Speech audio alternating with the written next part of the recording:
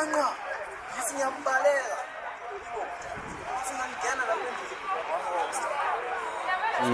know that we've been experiencing a lot of cash in transit heist.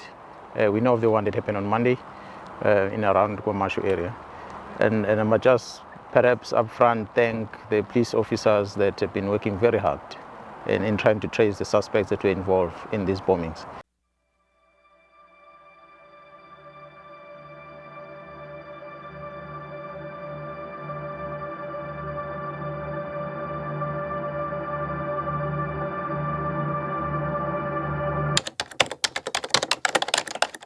It started with a flash of cash and a shadow of death. A humid Pretoria night, the streets of Mamelodi buzzing with life, and a man in a designer jacket strolling with the swagger of a king. But he wasn't just a showman. He wasn't just a socialite. He was a predator, cloaked in luxury, a mastermind who turned armored trucks into his personal vaults and bullets into his currency. What no one knew, what no one dared suspect, was that beneath the 14,000 Rand t-shirts and the lavish Instagram posts lived a criminal so ruthless, so bold, and so untouchable that he built an empire on the edge of a gun barrel. For years, he operated with impunity, no fear, no remorse, and no end in sight. A syndicate of killers, a trail of heists, a police force outmatched, all tied to one man, Vicky Nyalunga, Gauteng's deadliest cash-in-transit kingpin, a man who lived like royalty and died in a hail of gunfire. This is the true story of how a flamboyant Mamelodi figure orchestrated a reign of terror worth millions, how he nearly outran the law, and how a fateful February night exposed the monster behind the money. Brace yourself. This is not a game. This is Vicky. Mamelodi, Pretoria, early 1990s. This is where Vicky Nyalunga's journey began, a township of grit, ambition, and survival.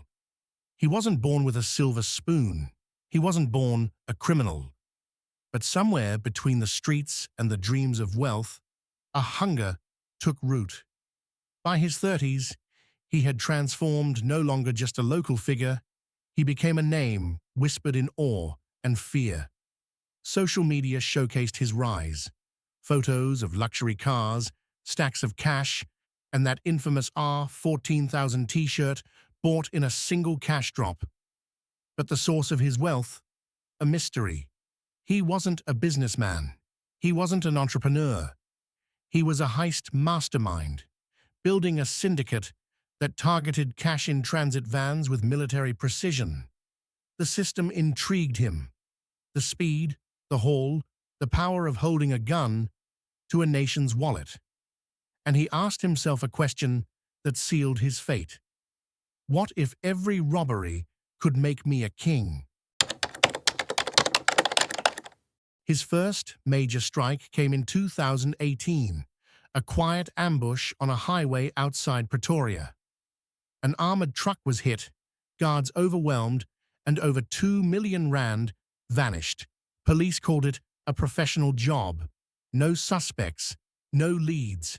But Vicky, he was already planning the next. He ensured his operation with loyalty, recruiting young men like Ayanda Nombebe, promising them riches beyond their wildest dreams. When the payout came, he flaunted it, fueling rumors of his untouchable status. It was easy, too easy. And like a gambler chasing the next high, he went back for more. By 2020, Vicky's network had grown. Extortion rackets, tender scams, and CIT heists became his trademarks. His lieutenants, including scarred enforcer Leroy Malangu, executed his orders with brutal efficiency. Victims weren't just trucks. Businesses paid protection money, and those who resisted vanished. Social media posts showed Vicky sipping champagne, oblivious to the blood on his hands. In 2022, a heist netted 5 million Rand cementing his legend. But the cost? 2 guards dead, their families left in ruin. His confidence soared. His darkness consumed him. Vicky wasn't a ghost. He thrived in the spotlight. Instagram reels captured him tossing cash to crowds, buying luxury for followers, and posing with local celebrities. He's a hero to some, a neighbor once said. A Robin Hood with a gun. But behind the glamour, he was a tyrant. His team lived in fear. Disloyalty meant death. Ayanda, once eager, began to crack under the pressure, questioning the bloodshed. Vicky's response? A cold stare and a whispered threat. Your family until you're not. By February 2025, the police were closing in. A tip-off pointed to a planned heist at Atlin Mall in Atteridgeville. Vicky, ever bold, ignored the warnings. On February 24th, his team struck.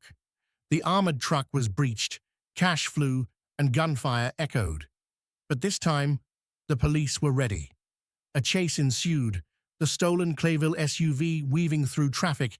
Keep going! Vicky roared, leaning out to fire. Ayanda, in the back, clutched a bag, his hands shaking. The end came on Military Road in Laudium. The SUV stopped. The team fled into an abandoned warehouse.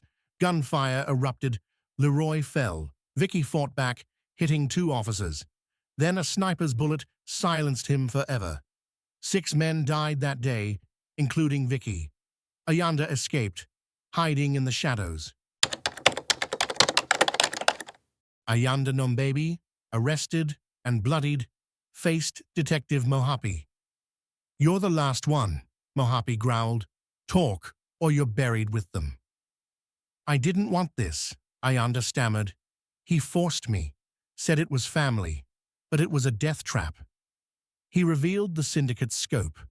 Dozens of heists, millions stolen, and a network still active. The detective pressed, Who's next? Ayanda whispered a name. Kanyisile. Vicky's sister, a figure lurking in the wings. Kanyisile Viola Nyalunga emerged from the shadows. Days after Vicky's death, she vowed to reclaim the empire. Ayanda sang. She hissed into a phone, Clean it up. Ayanda, out on bail, lived in terror. A package arrived, a photo of him with a red X and a note. You can't run. Gunshots shattered his hideout. Kanyasile stormed in. You betrayed my brother, she screamed, firing. Ayanda fought back, stabbing her leg. She fled, sirens wailing. The police swarmed, but Kanyasile vanished. Detective Mohapi confronted Ayanda. She's still out there. This isn't over. She'll come for me, Ayanda whispered, eyes wide with fear. The syndicate's remnants plotted in silence, their leader gone, but their greed alive. Some criminals steal with stealth, some kill with rage. Vicky Nyalunga did both with style. He didn't lurk in alleys, he strutted in daylight, turning heists into headlines and bullets into bragging rights. Millions looted, lives lost, a police force humbled.